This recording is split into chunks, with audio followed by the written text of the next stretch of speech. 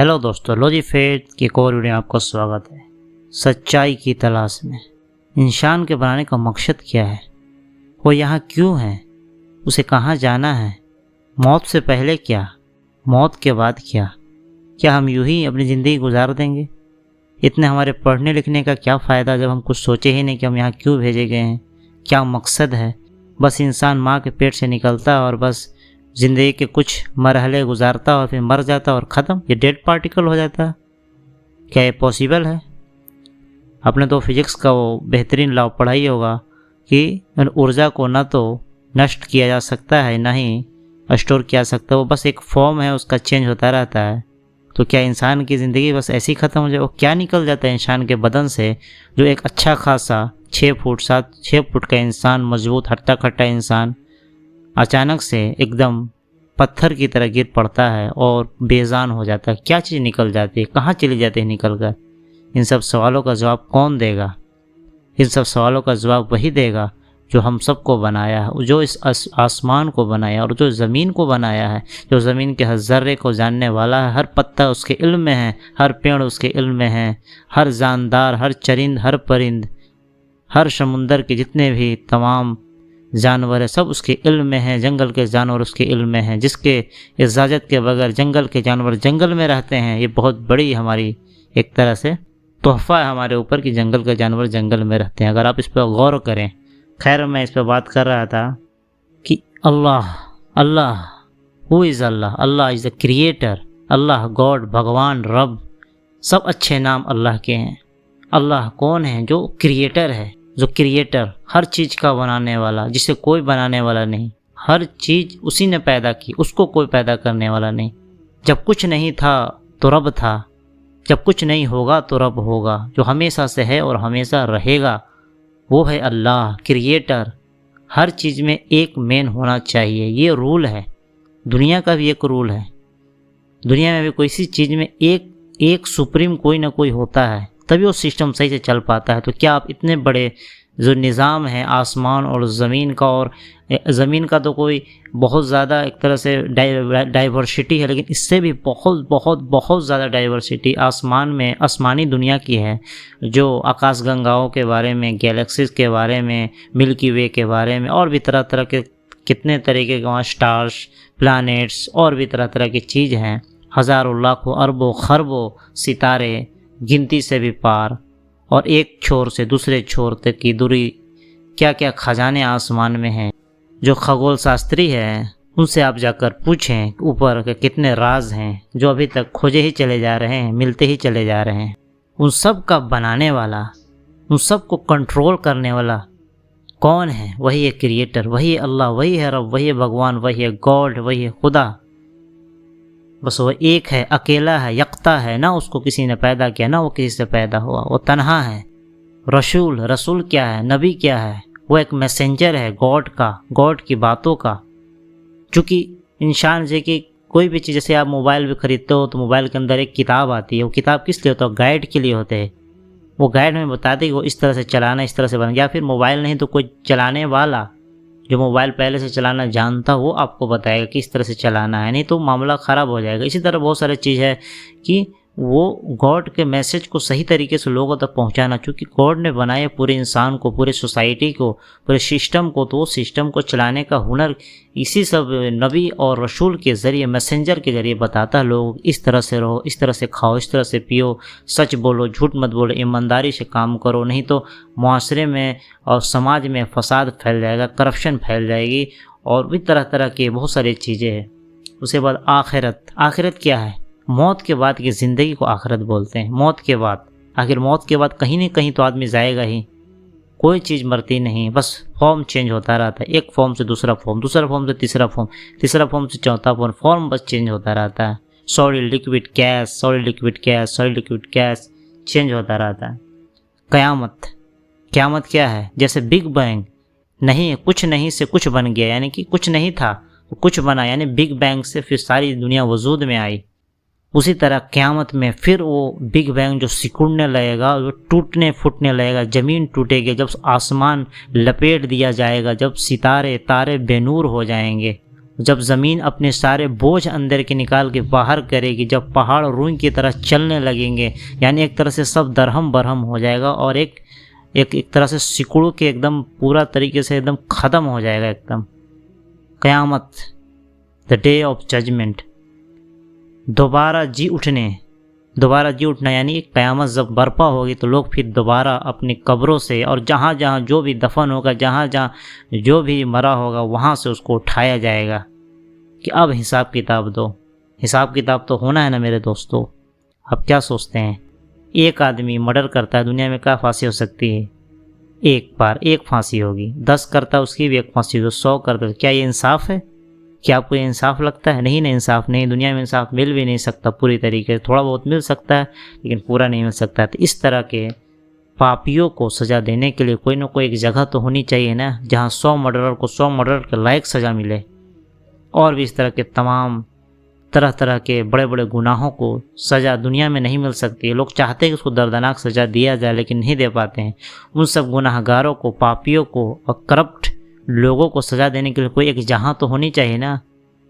कोई आदमी, लाखों आदमी, हज़ारों आदमी का हत्यारा बन जाता है, उन लोगों को सज़ा देने के लिए दुनिया की अदालतें कम पड़, दुनिया की अदालत क्या दे सकती है उसको सज़ा ज़्यादा? कुछ नहीं, बस एक फांसी दे सकती ज़्यादा। लेकिन नहीं, कोई ऐसा जहाँ होना चाहिए जिसे आखिरत कहते हैं, दोबारा जी उठने की जगह बोलते हैं, इसे क़यामत बर्पा होने की बात की ज़िंदगी कहते हैं, कि वहाँ सब चीज़ सही मायने में सही इंसाफ होगा, इंसाफ की तराजू वहाँ लगेगी और हिसाब किताब होगा और लोग अपने गुनाहों, जिस तरह का उसका गुनाह होगा उस तरह से सज़ा पाएंगे।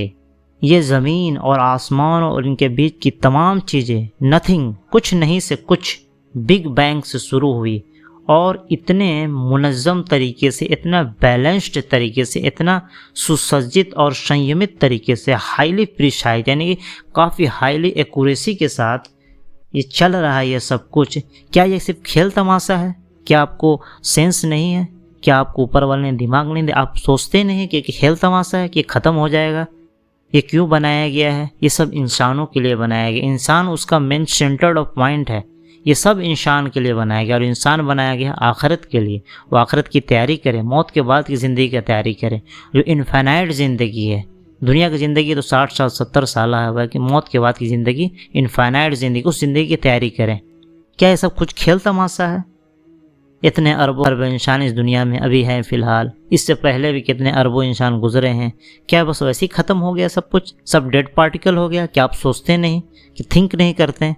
इसका जवाब कौन देगा? इसका जवाब मिलेगा वही इलाही से, क्रिएटर के बताए हुए गाइड से। और क्रिएटर के बताए हुए गाइड में ऐसा गाइड जिसमें छेड़छाड़ नहीं किया गया हो बहुत ज़माने से, जो एक बैलेंस्ड हो, एक सिक्योरिटी में रखा हुआ हो। जैसे कुरान मजीद एक किताब है 1400 साल से इसमें कोई चेंजिंग नहीं आया है। और जितने भी पहले की किताबें, चाहे पुराण हो और भी वेद हो, बाइबल हो, इंजील हो, तोरा हो, ज़बूर हो, जितने भी पुरानी किताबें हैं सब के बारे में वो बताती है, तस्दीक करती है। और उसमें जो उसके वक्त के गुजरने के साथ उसमें जो भी तब्दीलियाँ और जो भी गलत चीज़ें डाल दी गई उन सब को दुरुस्त करते हुए एकदम क्रिस्टल क्लियर कॉन्सेप्ट देती है कि हम यहाँ क्यों हैं, हम यहाँ क्यों भेजे गए, हमारा मकसद ज़िंदगी क्या है, ज़िंदगी जीने का तरीका क्या है, सोसाइटी बनने का तरीका क्या है, हमारे चलने फिरने उठने बैठने तमाम चीज़ों का एवरीथिंग, साइंस, मैथ और एवरीथिंग, सब चीज़ उसमें सही तरीके से, सही मुनज़्ज़म तरीके से दिया हुआ है। उसको आप देखें और पढ़ें। ये तुम्हें क्या हो गया है? ये खेल तमाशा तफरीह करने वालों को और इंटरटेनमेंट करने वालों के लिए तो हो सकता है, लेकिन ईमान वालों के लिए, यानी कि जो क्रिएटर को मानते हैं, क्रिएटर है, कोई एक बनाने वाला है, कोई एक है, अकेला है, जिसको कोई नहीं बना सकता, वो सबको बनाता है, जिसको आंखें नहीं देख सकती।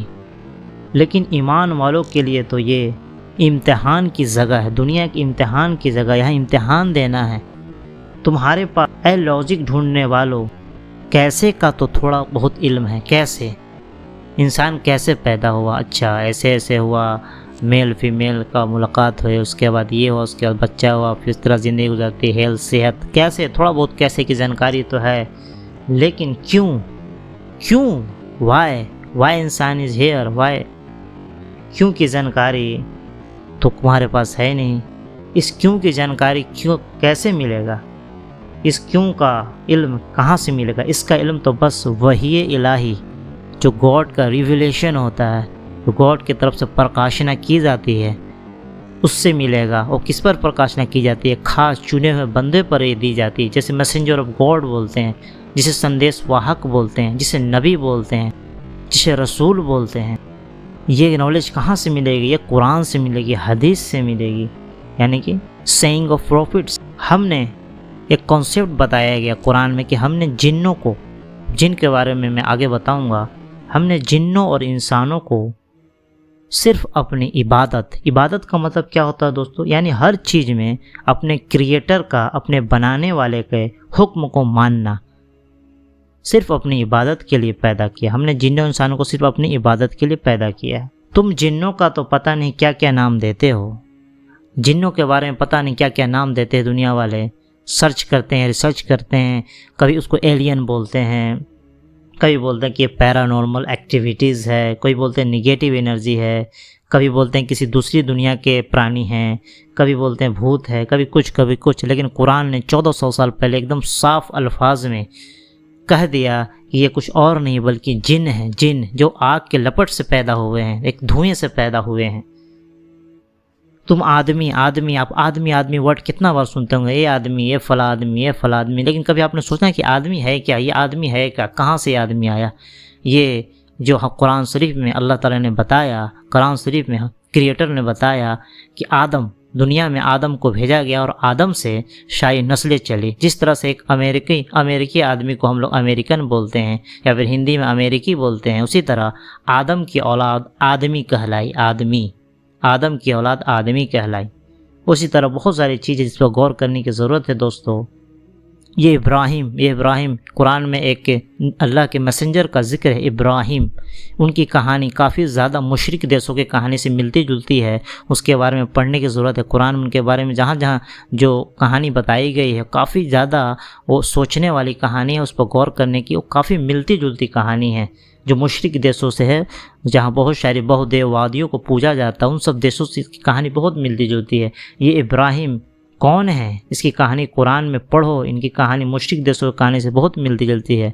इब्राहिम, ये वर्ड आप सुनेंगे गौर से, इब्राहिम, तो ये ब्राह्मण वर्ड निकलता है इसमें से। इब्राहिम, राम वर्ड इसमें निकलता है। इब्राहिम, राम, इसमें से राम वर्ड निकलता है, ब्राह्मण वर्ड निकलता है। ये सब मिलते जुलते नाम हैं।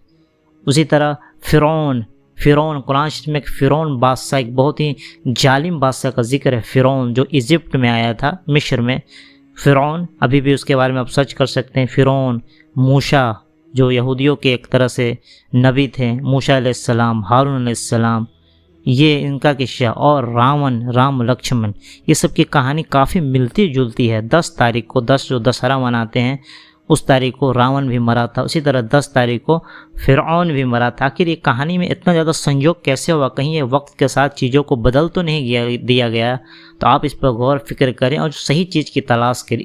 इसलिए ये बोला गया है कि कुरान में हर चीज़ को सही तरीके से एकदम हाईली एक्यूरेसी के साथ, जितने भी पहले की किताबें थी जिसमें उसमें चेंज कर दिया गया वक्त के साथ, कुछ पैसे लेकर, कुछ इधर उधर करके, कुछ लोगों को खुश करने के चक्कर में, शैतान के बहकावे में, नफ्स के बहकावे में आकर मन को खुश करने के चक्कर में उसमें जो चेंजिंग की गई पिछले किताब, जितने भी वेद, पुराण, बाइबल, इंजील, तौरात, ज़बूर, जितने भी आसमानी किताब थे, जितने भी धार्मिक किताब थे, पवित्र किताबें थी, होली बुक्स थी, उसमें चेंजिंग किया। उस सब चेंजिंगों को ठीक करते हुए कुरान में एवरीथिंग सही तरीके से कर दिया गया। और उसमें कोई चेंज नहीं हो सकता।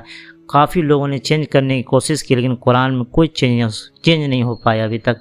और उसकी आयत, उसकी एक एक वर्स ऐसी है कि दुनिया का तमाम साइंटिस्ट और जितने भी तरह तरह के मेडिकल्स, एंथ्रोपोलॉजिस्ट, साइकोलॉजिस्ट, जितने भी विद्वान मिल जाए, उसका एक आयत नहीं ला सकते, एक वर्ष नहीं ला सकते उसका। इतना हाईली आप उसको पढ़ेंगे तो आपको अंदाज़ा होगा कि नहीं, यह किसी इंसान का कलाम नहीं है, ये किसी इंसान की कही हुई बात नहीं, ये एक क्रिएटर ही बोल सकता है ये बात। आप उसको कभी कुरान को पढ़ें, पवित्र कुरान पढ़े, होली बुक पढ़े, कहीं से पढ़े, इंटरनेट पर अवेलेबल एवरीथिंग। तो आइए एक ऐसी किताब कुरान की तरफ जिसमें 1400 साल से कोई ज़र्रा बराबर ही बदलाव नहीं हुआ नहीं, और ये पिछले जितने भी किताब आए हैं, जितने भी आसमानी पवित्र या होली ग्रंथ किसी भी मजहब में हो, सब के बारे में ये बताती है। जैसे कि वेद हो गया, पुराण, बाइबल, तुराह, ज़बीर, ज़बूर, सब की पैरवी करती है और उसमें की गई छेड़छाड़ को पूरी तरीके से ठीक करते हुए मानवता, इंसानों के सामने सबसे सच्चा धर्म मजहब पेश करती है। ओह, मौत यकीनी है, सब जानते हैं। मैन इज़ मॉर्टल, मनुष्य मरणशील है। मौत को आने से रोक सकते हो तो रोक लो। हर शख्स जो जिंदा है वो मरेगा। ऐ इनकारी, आखिरत, क़यामत, दोबारा जी उठने, क़यामत को आने से रोक सकते हो तो रोक लो। अगर ऐसा नहीं कर सकते हो और हरगिज ऐसा नहीं कर सकते हो तो पलटो, खोजो, सर्च करो, कुछ तो करो। अपने ज़िंदगी को ऐसे व्यस्त नहीं करो, सच की तलाश करो और अपने सच्चे रब को, अपने सच्चे क्रिएटर को, अपने सच्चे अल्लाह को, गॉड को, भगवान को पहचानो। क्या तुम अपने भगवान को बना सकते हो? कभी सोचो इस बात को। एक आदमी एक किस चीज़ को बनाता है? एक बढ़ई टेबल को बनाता है। टेबल, क्या टेबल बढ़ई को बना सकता है? कभी नहीं बना सकता। इंसान कोई एक चीज़ बनाता है, कोई भी चीज़ बनाता है, चाय बनाए मान ले, क्या चाय इंसान को बना सकता है? नहीं बना सकता। इसी तरह बहुत सारे एग्जाम्पल देने पर आओ तो मुझे दिन रात एक हो जाएंगे एग्जाम्पल। एक आदमी पेन बनाता है, क्या पेन इंसान को बना सकता है? नहीं बना सकता। जीता जागता इंसान रोबोट को बनाता है, क्या रोबोट इंसान बना सकता है? नहीं बना सकता। होने वाली चीज़ नहीं है।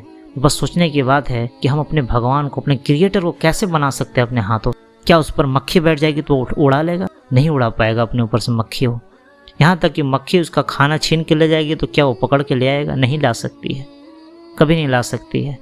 तुम उनसे पूछो, क्या वो जवाब देते हैं? नहीं जवाब देते हैं। खुशियों को जाने से रोक सकते हो तो रोक लो। खुशियों को जाने से रोक सकते हो तो रोक लो। नहीं, गमों को आने से रोक सकते हो तो रोक लो। जब हर चीज़ में हम कुदरत के पाबंद हैं तो डबल स्टैंडर्ड क्यों करते हैं? डबल स्टैंडर्ड कभी मत करें दोस्तों। डबल स्टैंडर्ड यानी कि जब दुनियावी मामले में हम एक चीज़ को फॉलो करते हैं कि हाँ ये इस तरह से होता है, जैसे ट्रैफिक का रूल हम लोग फॉलो करते हैं, अभी तरह तरह के हज़ारों है, तो अपने मज़हब में, धर्म में हम छोटी सोच क्यों दिखाते हैं? उसमें भी बड़े सोच को ये करें कि हाँ कुछ ना कुछ रेस्ट्रिक्शन ज़रूर होनी चाहिए ज़िंदा रहने के लिए आदमी को। जैसे कि झूठ नहीं बोलना, धोखा नहीं देना, ईमानदारी से काम करना, और भी तरह तरह के हज़ारों चीज़ें। इस तरह दुनिया में हम बहुत सारे रूल रेगुलेशन को फॉलो करते हुए ज़िंदगी गुजारते हैं। गाड़ी लेने जाते हैं आप शोरूम से, कितने रूल रेगुलेशन फॉलो करने पड़ते हैं। तरह तरह के कागजात, ये वो फला ठिकाना, गाड़ी चलाने के लाइसेंस की ज़रूरत पड़ती है और भी तरह तरह के कागजात ज़रूरत पड़ती है। आखिर क्यों हम फॉलो करते, क्यों नहीं आज़ादी से सब काम करते हैं? और हम लोग एक्सेप्ट भी कर, जब दुनिया के मामले में हम अपना इस तरह का आराम से मानते हैं कि हाँ ये ज़रूरी है एक तरीके से, एक सेफ्टी, सुरक्षा के लिए, तो क्यों नहीं हम अपने ज़िंदगी के बारे में, धर्म मज़हब के बारे में इस सब चीज़ों को फॉलो करते हैं? ज़रूर फॉलो करें। ज़िंदगी और भी खूबसूरत और हसीन बन जाएगी, और मौत के बाद की ज़िंदगी तो बहुत ही खूबसूरत होने वाली। बीमारी तो आए नहीं है, बीमारी को आने से रोक सकते हो तो रोक लो। उम्र बढ़ेगी, बढ़ती उम्रों को रोक सकते हो रोक लो। और मौत तो आनी ही है, मौत को आने से रोक सकते हो रोक लो। एथिस्ट भी, जो इनकारी हर चीज़ के, जिनका कहना है कि सब कुछ ऐसे ही हो गया, वो भी मौत का इनकार नहीं कर सकते हैं। तो इस तरह से बहुत सारी चीज़ें हैं, बातें बहुत सी है, और भी बातें आगे होती रहेगी। तो बने हमें चैनल लॉजी फेस्टिवल को लाइक सब्सक्राइब करना बोलें। जो भी गलती है उसमें 19-20 उसमें माफ़ी मांगता हूँ। और ज़रूर या गौर फिक्र करें, सोचिए, अपनी ज़िंदगी को यूँ ज़ाया ना करें मेरे दोस्तों। गौर फिक्र करें और आएँ उस बात की तरफ जो हम में तुम में यकसा है। तो मैं हमें चैनल लॉजी फेस को लाइक सब्सक्राइब करना। Thank you.